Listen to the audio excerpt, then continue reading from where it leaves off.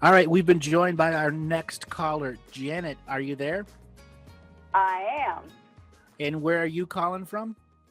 I am calling from a little town of Punta Gorda in Florida. Punta Gorda, Florida. And you are related to Rosie, aren't you? Well, she is my partner in crime, so to speak. We do a lot of work together, and our relationship has evolved on this journey together. It's just been such a magnificent ride so far. Very cool. What kind of questions do you want to start with? Well, I want to thank you so much. Going back to the reading in December, we've talked about this so much. It was like a return on an investment, Mm-hmm. and it was a bit like you handed me a key, and it was up to me to take that key and actually open up parts of myself of which Yes. really I was unaware. So there's just been such a tremendous um, growth in the last 8 months. It's unbelievable, and I'm just so very very grateful. But Thank I you. will start with I want to start with the work that Rosie and I did out on the Calusa Mounds and opening up the womb chakra, which was just an unfathomable experience in itself. But a couple of things happened out there, and I wanted to ask you about. One was we had gone out in the wee hours of the morning, and Mm-hmm. I had taken a drum, and we had done some ceremony, and we were very aware of what I assumed were Native Americans that surrounded us in ceremony and dance. But I had been doing some drumming, but time ticked on, and I put my drum away, and we were sitting there actually in silence, and all of a sudden we heard drumming. Mm-hmm. And Rosie and I were just like amazed Mm-hmm. because it just couldn't be. Was that a bleed through? It's even more than that. Bleed through is just an English term that has acknowledgement through it. But when in fact, when you had finished your ceremony, and you were doing your drumming, they were in fact already drumming with you. There are, and that exact point in land, there are 35 different phases of time where other people who are shamans that are having a fire and drumming there, and when they break, they hear your drumming, and when you break, you hear their drumming. Whoa. 35 separate frequencies of time are all in unity there, and it is the drumming that is passing time streams and dimensions and processing all of the information. So those that are at the peak of the energy understand there are 35 phases of time that are also opening the exact same womb chakra simultaneously to you. My goodness. You're not alone. And then there's people in the future that you haven't connected to yet who are high technology, who you will hear their drum beats once you've gone to the next phase of understanding. Hmm. You are aligning time. Very important. When you align time in a womb chakra, you can experience many other color frequencies of time simultaneously. Okay. Wow. Wow. Wow. Um, The drums of our ancestors beat in the present, and you directly experience that. yeah, it seems like it was so in tune with our own heartbeat and Earth Mother's Mhm. heartbeat. It really is beyond verbal expression. You Just you can try to communicate to those other drums and other fires. You can get a drum beat going, ba-dum bum bum, and expect a ba-dum bum bum back. You can train a drum beat that's an echo from another generation to come and be in your talking drum of the moment, because that's what they're intending to do. I almost feel like I had tapped into that somewhat. It really it was like someone was drumming through me instead of me doing the drumming. It was your higher self with inside yourself, part of the So, drumming. so I wanted to ask Would you you? about astral cities. You had mentioned once before, or in that December reading, that astral cities could be anchored within that womb chakra once it was opened. Yep. Uh, so I want to know, has that happened, or is that work that we can do now or in the future? That's the foundation work. The next Okay. step is with inside the womb chakra, you and Rosie, along with the spirits there, need to build the first astral roads from the ground of the womb chakra, like stairways into heaven. These are invisible stairs that the ancestors can come from hollow earth through the womb chakra and directly to an astral stairway that goes 700-800 feet in the air. And then they get into the first layer of the astral city where you'll build the foundations.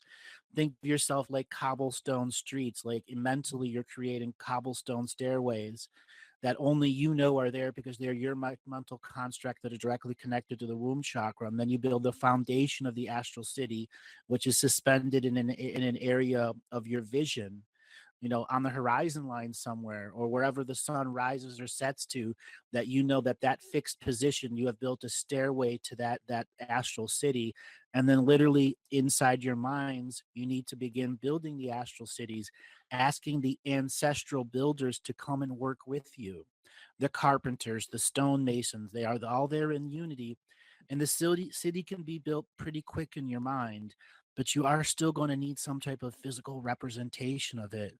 This is where you and Rosie in this place, in the womb chakra place, need to bring paper and graph paper and all sorts of other things and begin to draw an overview of what the city looks like, because that is going to be the detailed directions to the astral city builders.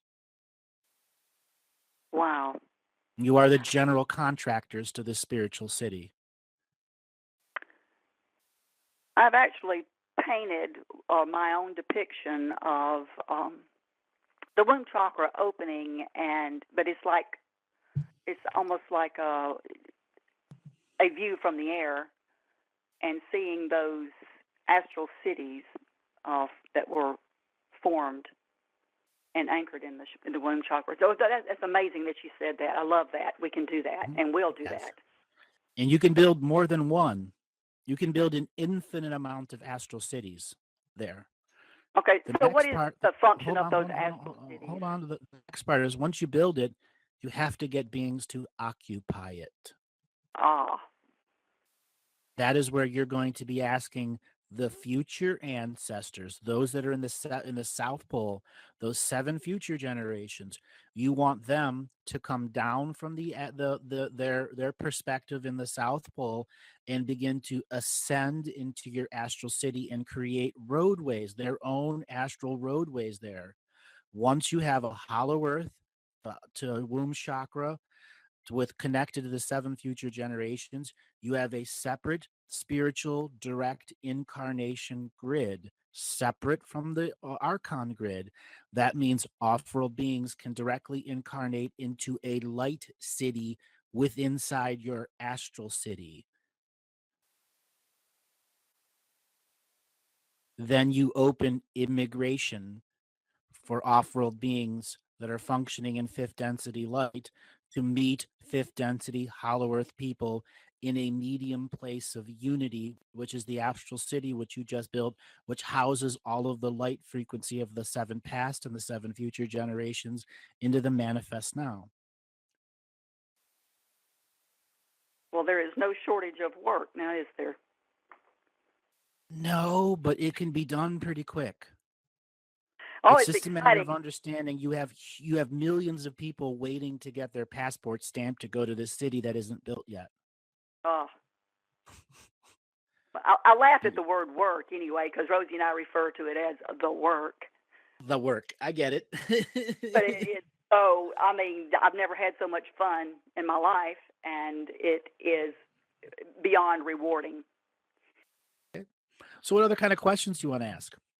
I wanted to ask you about Rosie and I got this information apart from each other, but we were told at one of the times that we went out to the mounds, she was drawn to choose, or maybe they chose her, 7 stones.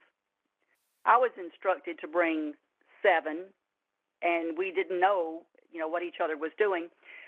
and she had different stones, and all of mine were they were 7 Lemurian seed crystals. Mhm. We were told to bury these in certain places. We were Mhm. to dig them up several days later, Mhm. and I'm not even sure how this came about, but I made a grid with those stones, and I have that actually in front of me now with a globe in the middle of it. Mhm. But it just feels like such a powerful thing when Rosie travels and she does things in other places. I'm here most of the time doing work, and I do it in front of this grid. Mhm. It's just a powerful, powerful. Um, Because it was your personal gift from Earth Mother for opening the womb chakra.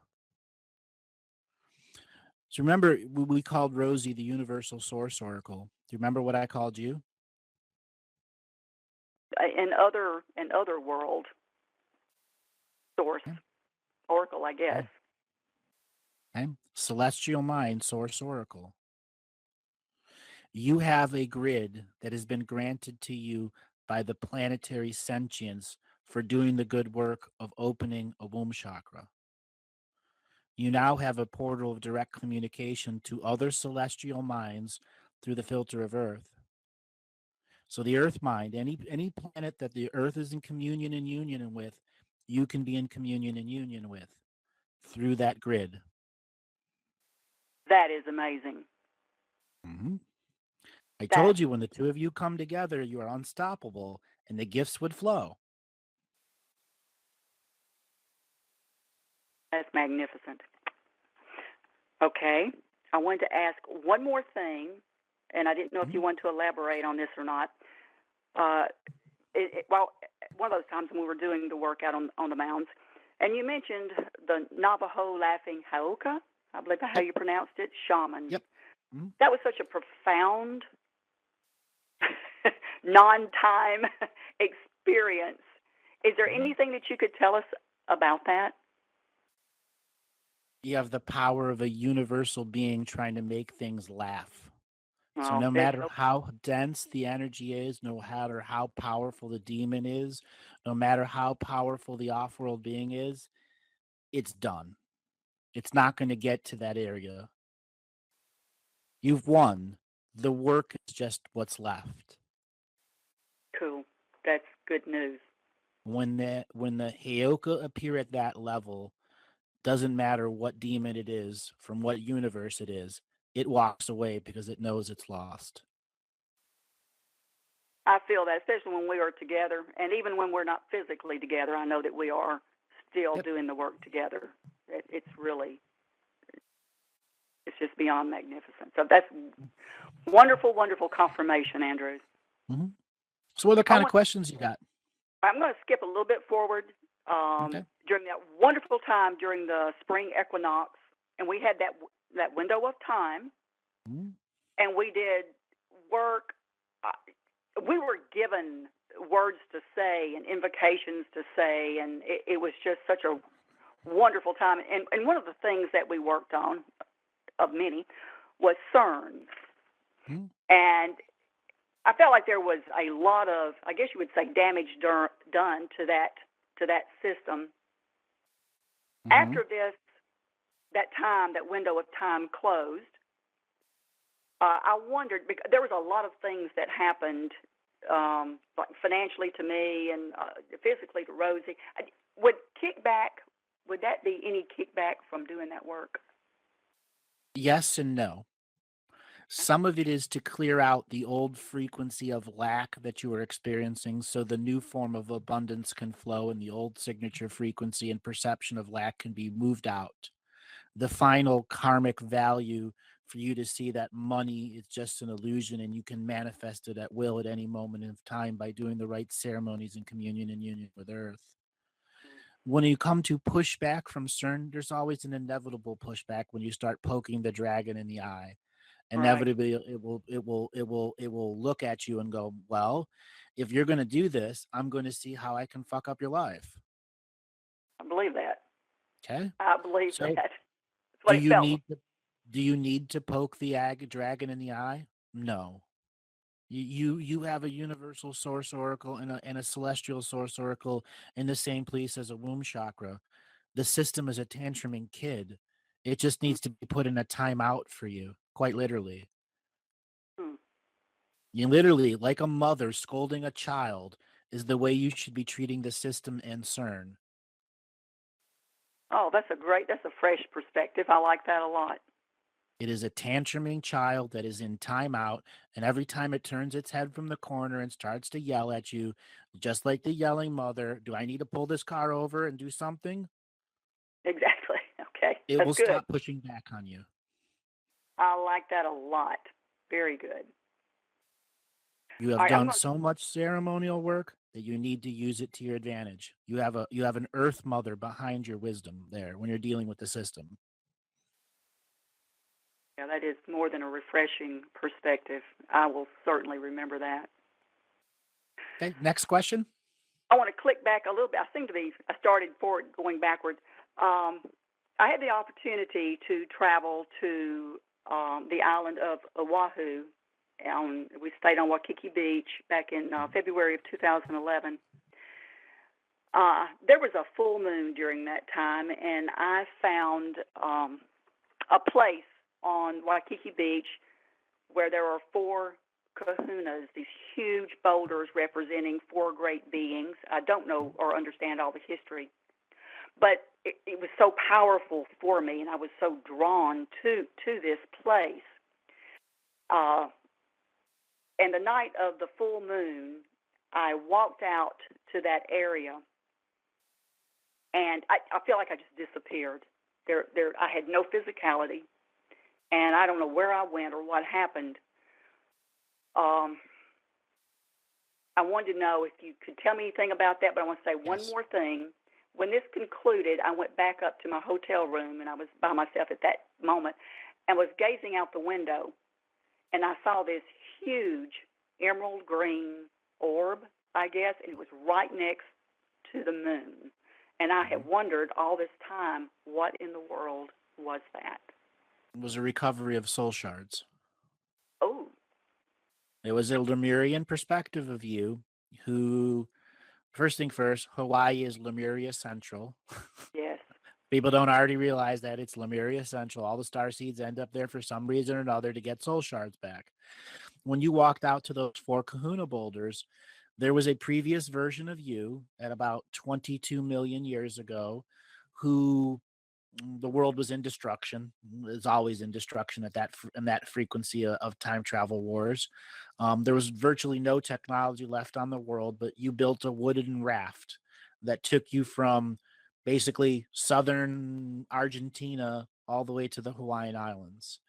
And you did this journey while under the influence of a medicine plant, much like ayahuasca.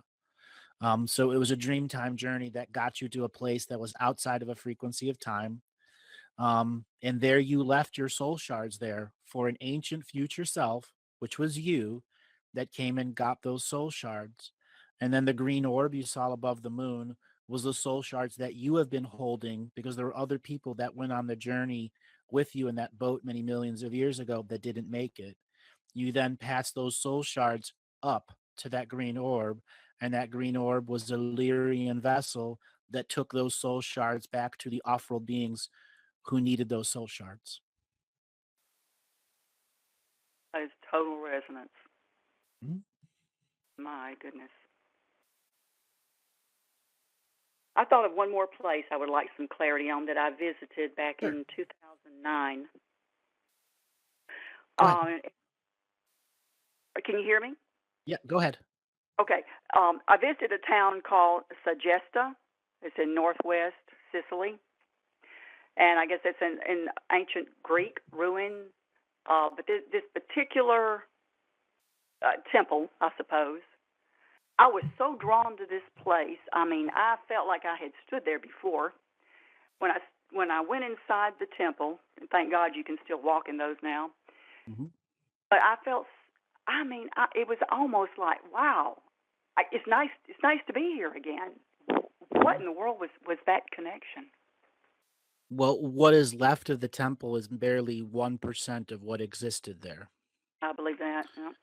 Are you familiar with the Oracle of Delphi?